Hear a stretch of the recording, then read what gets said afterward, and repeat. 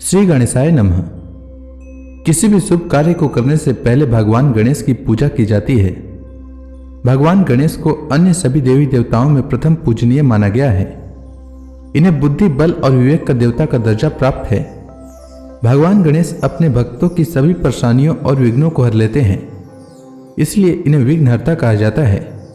वैसे तो हिंदू धर्म में देवी देवताओं को प्रसन्न करने के लिए ढेरों व्रत उपवास किए जाते हैं, लेकिन भगवान गणेश के लिए किए जाने वाली संकष्टी चतुर्थी का व्रत काफी प्रचलित है। संकट चौथ सभी संकटों का नाश करने वाला होता है, इसलिए इसे संकटा चौथ भी कहते हैं।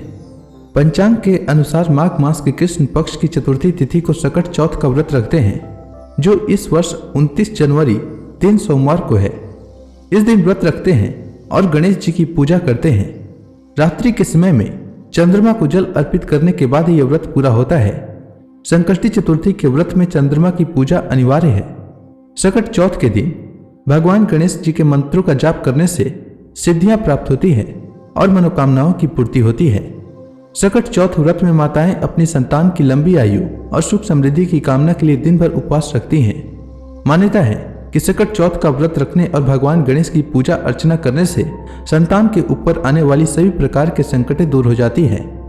संकट चौथ पर महिलाएं दिन भर व्रत रखती हैं और रात के समय भगवान गणेश की पूजा करने के बाद चंद्रमा के दर्शन करते हुए उन्हें जल अर्पित कर व्रत का पालन करती हैं। संकट चौथ पर गणेश जी की आरती, वंदना और मंत्रों के जाप करने पर सभी प्रकार की मनोकामनाएं पूरी होती है। आइए जानते हैं माघ मास में पड़ने वाली संकष्टी चतुर्थी का शुभ मुहूर्त, महत्व और पूजा विधि के बारे में। माघ मास के कृष्ण पक्ष की चतुर्थी तिथि का प्रारंभ 29 जनवरी को सुबह 6:10 से होगा और चतुर्थी तिथि का समापन 30 जनवरी को सुबह 8:54 तक होगा। संकष्टी चतुर्थी के दिन चंद्रमा की पूजा का महत्व है, इसलिए संकट चौथ का व्रत 29 जनवरी को रखा जाएगा। 29 जनवरी को सूर्योदय का समय सुबह 7:11 रहेगा और सूर्यास्त का समय शाम 5:57 रहेगा। इस दिन चंद्रोदय का समय रात 9:10 रहेगा और अभिजीत मुहूर्त दोपहर 12:13 से दोपहर 12:56 तक रहेगा। अब आइए जानते हैं संकष्टी चतुर्थी की पूजा विधि के बारे में। तो संकष्टी चतुर्थी के दिन आप प्रातःकाल सूर्योदय से पहले उठ जाएं। व्रत करने वाले लोग सबसे पहले स्नान कर साफ और धुले हुए कपड़े पहन लें। इस दिन लाल रंग का वस्त्र धारण करना बेहद शुभ माना जाता है और साथ में यह भी कहा जाता है कि ऐसा करने से व्रत सफल होता है। स्नान के बाद आप भगवान गणेश की पूजा की शुरुआत करें। भगवान गणेश की पूजा करते समय जातक को अपना मुंह पूर्व या उत्तर दिशा की ओर रखना चाहिए। सबसे पहले आप गणपति की मूर्ति को फूलों से अच्छी तरह से सजा लें। पूजा में आप तिल, गुड़, लड्डू, फूल, तांबे के कलश में पानी, धूप, चंदन, प्रसाद के तौर पर केला या नारियल रख लें। ध्यान रहे कि पूजा के समय आप देवी दुर्गा की प्रतिमा भी अपने पास रखें।